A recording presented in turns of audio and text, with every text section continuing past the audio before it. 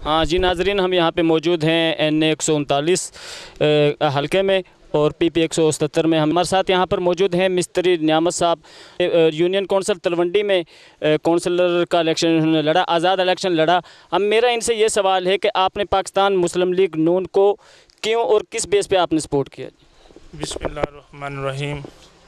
मैंने इसलिए मुस्लिम लीग नून का साथ दिया है और मुकम्मल अपने साथियों समेत हमायत का ऐलान किया है कि मुल्क के अंदर अगर वैध जमात है तो मुस्लिम लीग नून है, जड़ी तरक्की पसंद, अमन पसंद, खुशहाली का दौर आता है इन्हों के दौर के अंदर।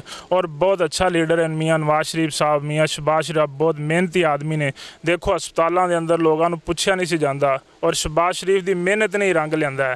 बिजली है, पिछले दौर के अंदर बिजली मिलती नहीं सी, अलहमदुलिल्लाह को 1-2 घंटे बंद होती बिजली मुसलसल मिल रही है।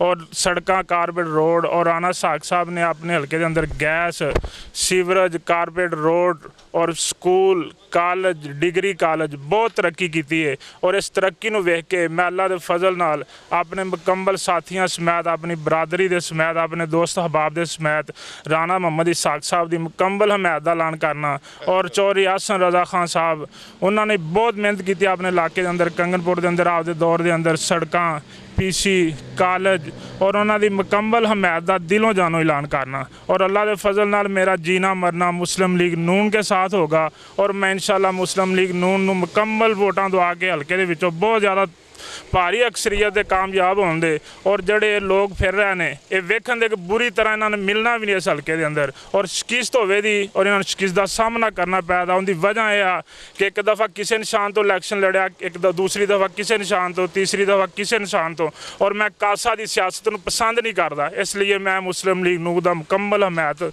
और साथियों समेत ऐलान करना जी। और हमारे नाजरीन और हमारे जो अवाम है वो ये जानना चाहती है, क्या जो पाकिस्तान मुस्लिम लीग नून है इस हलके से इलेक्शन जीत कर क्या आपकी तवक्कुआत पर पूरा उतर सकेगी? इंशाल्लाह बहुत ज़्यादा। वेखो जी, राणा मोहम्मद इसहाक साहब का हल्का जो है ना वो मिसाली हल्का है और पाकिस्तान की तारीखी हल्का है कि उन्हें बहुत ज़्यादा अपने हल्के से काम करवाए ने। असीं बिल्कुल मुतमिन है कि राणा मोहम्मद इसहाक साहब और चौधरी हसन रजा साहब, और देखा जाता है कि पिछली उन्हें कितनी खिदमत की अवाम की और बहुत ज़्यादा मेहनती इंसान ने और बहुत खिदमत गुजार ने। और इस वजह तो असीं इन्हां दी हमायत का ऐलान किया। जी नाज़रीन, हमारे साथ मौजूद थे यहाँ पे मिस्त्री नियामत साहब। उन्होंने हमको बताया कि हम पाकिस्तान मुस्लिम लीग नून को, राणा इसहाक को, चौधरी हसन रज़ा को इसलिए सपोर्ट कर रहे हैं क्योंकि उन्होंने रिकॉर्ड तरक्याती काम करवाए हैं पिछले जो इक़्तिदार था उसमें। तो और इस दफ़ा भी हम पाकिस्तान मुस्लिम लीग नून को और चौधरी हसन रज़ा खान साहब को और राणा मोहम्मद इसहाक को जिता कर हम अपने इलाके में, अपने इस हल्के में तरक्याती काम करवाना चाहते हैं। जी।